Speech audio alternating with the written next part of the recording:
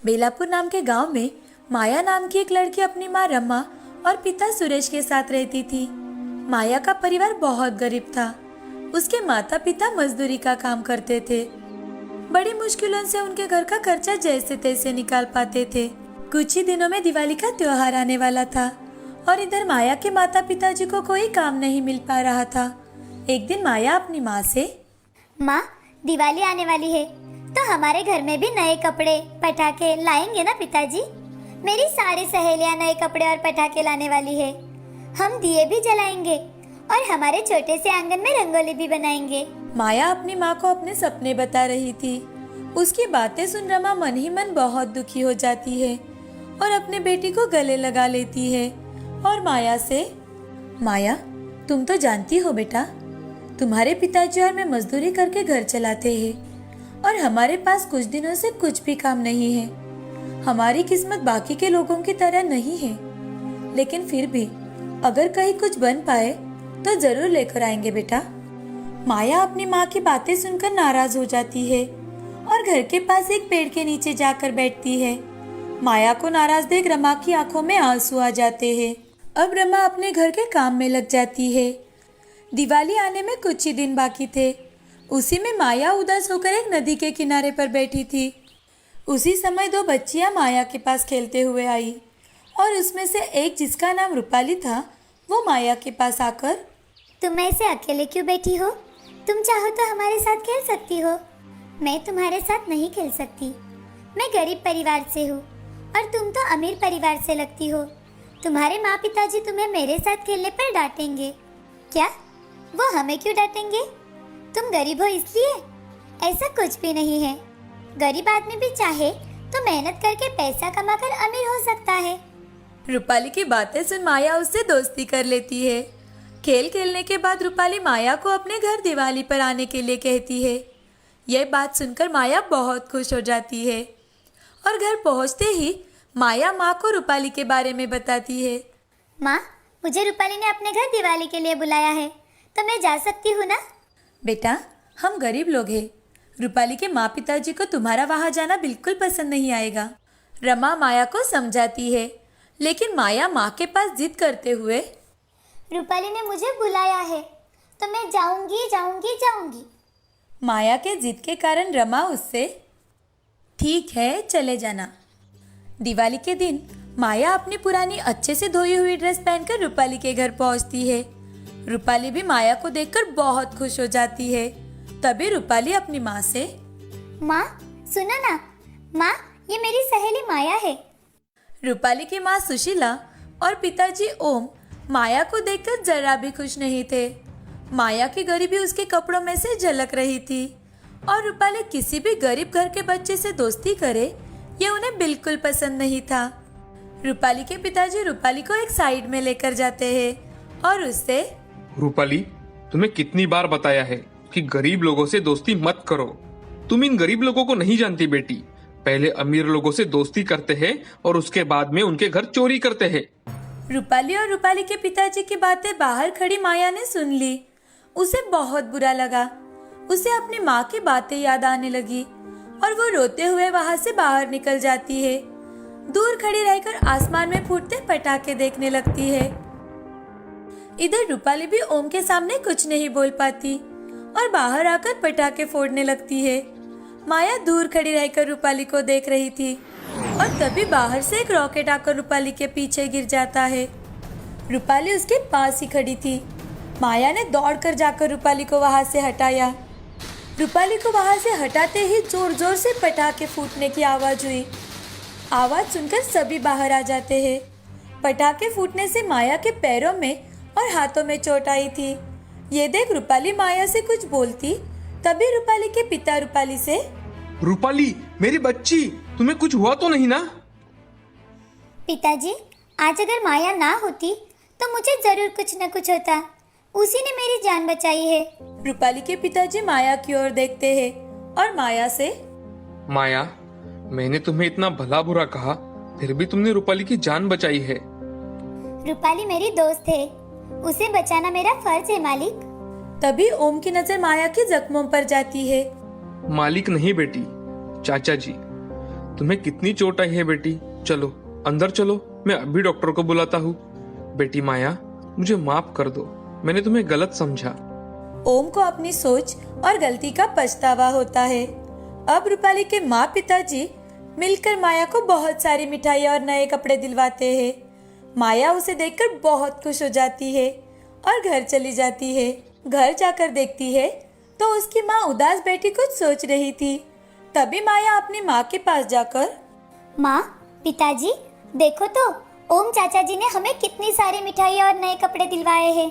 माया की माँ माया को खुश देखकर बहुत खुश हो जाती है, लेकिन माया के हाथ और पैरों में लगी पट्टी देखकर परेशान होकर उससे पूछती है, अरे बेटी, ये क्या हो गया तुम्हें? माया सारी घटी घटनाएं माँ को बताती है कि कैसे रूपाली को बचाते बचाते उसे चोट लग गई। उसी वक्त रूपाली अपने माता पिताजी को लेकर माया के घर पहुंच जाती है। उन्हें उसके घर आते देख माया की माँ और पिताजी, मालिक, आप हमारे घर? सुरेश, तुम्हारी बेटी बहुत बहादुर है और ईमानदार भी। उसने आज मेरी बेटी रूपाली की जान बचाई है। सुरेश, मैं चाहता हूँ आज तुम सब हमारे साथ दिवाली मनाओ। रमा ने माया को गले लगा लिया। ये उनकी पहली दिवाली थी कि उनके घर में मिठाइयाँ, तोहफे और नए कपड़े आए थे। उन सब ने नए कपड़े पहनकर रूपाली के परिवार के साथ मिलकर दिवाली मनाई। ओम ने अब रमा और सुरेश को अपने फैक्ट्री में ही अच्छी तनख्वाह देकर काम भी दिया। इसीलिए अब सुरेश और रमा भी बहुत खुश थे।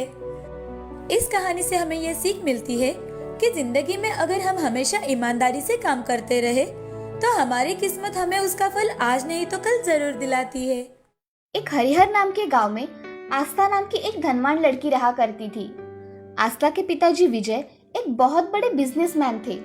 महीने में 2-3 बार वो काम के सिलसिले में विदेश जाकर आते थे। आस्था की माँ प्रिया एक बहुत बड़ी ड्रेस डिजाइनर थी।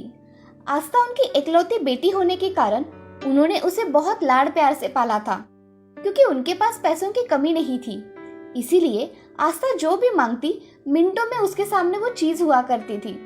जब भी विजय विदेश से लौटता था तो आस्था के लिए कीमती खिलौने लाया करता था। ये देख आस्था बहुत खुश हुआ करती थी। प्रिया भी लेटेस्ट डिजाइन के कपड़े बनवाती थी। एक दिन प्रिया आस्था से, ये लो आस्था, नया ड्रेस, कैसा है जरा पहनकर बताओ। मम्मी, ये ड्रेस तो बहुत ही अच्छा है, थैंक यू। आस्था को इस बात का अब गर्व होने लगा था कि उसके पास जो भी कपड़े और खिलौने हैं वो किसी भी सहेलियों के पास नहीं है। विजय और प्रिया आस्था के साथ ज्यादा वक्त नहीं बिता पाते थे, इसीलिए वो उसे कीमती खिलौने लाकर देते थे। आस्था के घर के पास नव्या नाम की एक गरीब लड़की रहा करती थी। उसकी माँ मीना आस्था के घर काम किया करती थी। नव्या के पिताजी रमेश भी फैक्ट्री में मजदूरी का काम किया करते थे। रमेश और मीना उनके पास जो भी था उसमें नव्या की बड़ी प्यार से देखभाल किया करते थे। नव्या और आस्था एक ही उम्र के थे। जब नव्या अपने माँ के साथ आस्था के घर जाती थी तब आस्था उसे खिलौने दिखाती थी। जानती हो, ये ड्रेस मेरी मम्मी ने मेरे लिए खास करके बनवाया है और ऐसा ड्रेस किसी के पास नहीं है। और ये खिलौना मेरे पापा ने इंग्लैंड से लाया हुआ है। तुम तो ऐसे खिलौने के बारे में सपनों में भी नहीं सोच सकती। तुम्हारे ड्रेस तो देखो कैसे है। आस्था हमेशा नव्या को नीचा दिखाती थी और दूसरों का हमेशा मजाक उड़ाती थी। आस्था बहुत सारे ड्रेस 1-2 बार पहनती और डाल दिया करती थी। प्रिया उन ड्रेस को लेकर घर के काम वाली को दिया करती थी। नव्या अपने स्कूल के दोस्तों को हमेशा किसी न किसी तरह से मदद कर दिया करती थी। नव्या के स्कूल में सब उसके दोस्त थे और आस्था स्कूल में अपनी महंगी गाड़ियाँ और खिलौने बच्चों को दिखाने के लिए लेकर जाती थी। उसके खिलौने देख बच्चे उसे घेरा करते थे, मगर मन ही मन उसे कोसते रहते थे। एक दिन आस्था अपनी माँ प्रिया से, मम्मी, अगले हफ्ते मेरा बर्थडे है, आप मुझे क्या गिफ्ट देने वाले हो? अरे हाँ, मैं तो मेरा बच्ची का बर्थडे भूल ही गई थी। क्या चाहिए मेरी गुड़िया को? मम्मी, मुझे एक डॉल हाउस चाहिए जो कि बहुत बड़ा हो। ठीक है बेटा, मैं अभी ऑनलाइन ऑर्डर कर देती हूँ। Thank you mummy. ऐसा कहकर आस्था वहाँ से चली जाती है और तभी नव्या आस्था का एक बहुत ही शानदार ड्रेस पहनकर उसके माँ के साथ आती है। तभी आस्था नव्या से, अरे तुम पर ये ड्रेस बहुत अच्छा लग रहा है। मुझे तो पता ही नहीं था कि मैंने फेंका हुआ ड्रेस इतना अच्छा होगा। ये मेरी माँ ने मुझे दिया है। ये तुम्हारा ड्रेस है? हाँ, ये मेरा ही ड्रेस है। वैसे तुम गरीबों पर अमीरों के कपड़े बहुत जचते हैं। जाने दो, मेरे पास बहुत सारे कपड़े हैं, तुम भी क्या याद रखोगी। ये लो मेरा और एक कीमती ड्रेस। ऐसा कहकर आस्था ने उसका एक नया ड्रेस नव्या को दिया। मुझे ये ड्रेस नहीं चाहिए, तुम ही रखो। ऐसा कहकर नव्या वहां से चली गई। तभी आस्था खुश होकर अपने पिताजी के पास गई और अपने पिताजी से, पिताजी, मेरा अगले हफ्ते बर्थडे है, आप भूल गए? अरे, मेरी गुड़िया का बर्थडे भला मैं कैसे भूल सकता हूँ। तुम्हारे जन्मदिन पर मैं तुम्हें बहुत बड़ा सरप्राइज देने वाला हूँ, तुम चिंता मत करो। थैंक यू पिताजी। जाओ, अब तुम खेलो। ऐसा कहकर आस्था अपने बर्थडे का अब बेसब्री से इंतजार करने लगी। आस्था का जन्मदिन और नव्या का जन्मदिन एक ही दिन था। मीना और रमेश ने नव्या को बुलाया और, बेटी, तुम्हारे जन्मदिन पर तुम्हें क्या चाहिए, बताओ मुझे। अरे पिताजी, मैं तो भूल ही गई। पिताजी, मेरे चप्पल बहुत खराब हो गए हैं, मुझे नए चप्पल दिला दो ना। तो ठीक है, मेरी बिटिया को हम नई चप्पल खरीदेंगे। नव्या भी अब उसके जन्मदिन का बड़े बेताबी से इंतजार करने लगी। आस्था ने पूरे क्लास में बता दिया था कि उसके बर्थडे पर उसके पिताजी उसे सरप्राइज गिफ्ट देने वाले हैं और सबको बर्थडे पार्टी के लिए इनवाइट किया। मगर नव्या ने अपनी सहेलियों को और दोस्तों को अपने बर्थडे के बारे में नहीं बताया। इतवार के दिन रमेश और मीना ने सुबह उठकर नव्या को उठाया और उसे जन्मदिन की ढेर सारी शुभकामनाएं दी। मीना ने उसे नहलाकर उसे नया ड्रेस पहनने के लिए दिया। रमेश ने भी नव्या को नई चप्पल लाकर दी। ये देख नव्या बहुत खुश हो गई। नव्या अपने माँ पिताजी से, माँ, पिताजी, आप दोनों का बहुत बहुत धन्यवाद। तभी रमेश और मीना नव्या के साथ मंदिर में भगवान के दर्शन करने के लिए गए। और दूसरी ओर आस्था के पिताजी विजय को किसी अर्जेंट काम से लंदन जाना पड़ा। सुबह ही विजय ने आस्था को फोन किया। Happy birthday my princess. बेटा, मुझे कुछ अर्जेंट काम के सिलसिले में लंदन आना पड़ा, मैं जल्द ही वापस आ जाऊंगा। थैंक यू पिताजी। ऐसा कहकर आस्था अपने कमरे से बाहर आई तो आस्था अपनी माँ को आवाज लगाती है, मम्मी, मम्मी, कहाँ हो? उसकी आवाज सुन घर की नौकरानी ने एक ड्रेस उसके हाथ में दिया और कहा, बेटी आस्था, तुम्हारी माँ ने तुम्हें आज ये ड्रेस पहनने के लिए दिया है। जन्मदिन की ढेर सारी शुभकामनाएं। धन्यवाद चाची। मम्मी कहाँ है? बेटी, माँ को सुबह ही अर्जेंट काम की वजह से बाहर जाना पड़ा, तुम नहाकर तैयार हो जाओ। जी। आस्था जा रही थी तभी फिर से फोन बजा। आस्था ने जल्दी जाकर फोन उठाया तो प्रिया फोन पर बात कर रही थी। Happy birthday princess. मेरी बच्ची, मैं आज सुबह अर्जेंट काम होने की वजह से ऑफिस आई हूँ, मैं शाम तक घर आ जाऊंगी, तुम तैयारी करके रखना। ठीक है मम्मी। ऐसा कहकर आस्था ने फोन रख दिया और अपने कमरे में जाकर रोने लगी। उसे आज बहुत बुरा लगा। शाम को आस्था का घर बर्थडे पार्टी के लिए सजाया गया। उसके लिए वहां बहुत सारे तोहफे रख दिए गए। हॉल के बीचों बीच एक बहुत बड़ा केक रखा हुआ था। बच्चों को खाने के लिए अलग अलग तरह के पकवान, स्नैक्स, स्वीट तथा आइसक्रीम भी रखा हुआ था। तभी आस्था वहां नया ड्रेस पहनकर आई और उसके सारे दोस्तों ने उसको जन्मदिन की शुभकामनाएं दी। थोड़ी देर बाद आस्था अपने माँ का इंतजार करने लगी, मगर प्रिया जल्दी नहीं आई। आस्था के सारे दोस्त वेट करके थक गए। तभी एक दोस्त आस्था से, आस्था, तुम्हारी मम्मी को आने में बहुत देर हो जाएगी, हमें अभी हमारे घर जाना चाहिए, बाय। ठीक है, बाय। ऐसा कहकर सारे दोस्त वहां से चले जाते हैं। तभी प्रिया का आस्था को फोन आता है, बेटा, मुझे आने में थोड़ी और देर हो जाएगी, तुम तुम्हारे दोस्तों के साथ अपना जन्मदिन मना लेना, ठीक है? सॉरी बेटा। आस्था गुस्से से फोन काट देती है और अपने कमरे में जाकर रोने लगती है। इधर नव्या के घर उसके दोस्त नव्या का जन्मदिन याद रखते हुए उसके लिए छोटे छोटे तोहफे लेकर उसके पास गए। तभी मीना ने सभी बच्चों के लिए बिरयानी और खीर बनाई थी। मीना ने खुद के हाथों से नव्या के लिए केक बनाया था। थोड़ी देर बाद नव्या और मीना आस्था के घर बर्थडे की बधाई देने के लिए गए। वहां पर जाते ही आस्था कहीं नहीं दिखी तो नव्या उसके कमरे में चली गई तो आस्था वहां रो रही थी। ये देख नव्या, क्या हुआ आस्था, तुम ऐसे रो क्यों रही हो? तब आस्था ने नव्या को जो कुछ हुआ वो सब बताया। वो सुन नव्या आस्था से, आस्था, मेरा भी जन्मदिन आज ही है, इसलिए मैं तुम्हें चॉकलेट देने आई थी। मेरे दोस्त मेरे घर पे इंतजार कर रहे हैं। अगर तुम मेरे साथ आई तो हम दोनों मिलकर एक साथ केक कट कर लेंगे। चलो मेरे साथ मेरे घर चलो।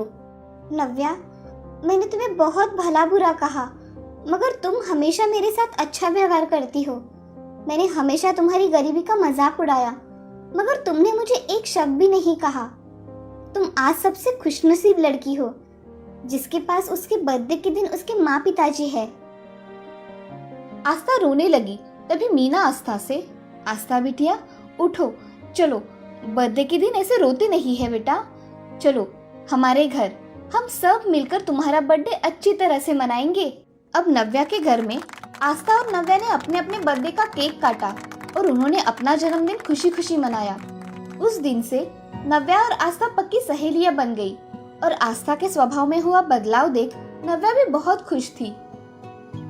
इस कहानी से हमें ये सीख मिलती है कि कभी भी किसी के साथ ऊंच नीच भेदभाव नहीं करना चाहिए और अपने लोगों के साथ खुशी खुशी रहना चाहिए।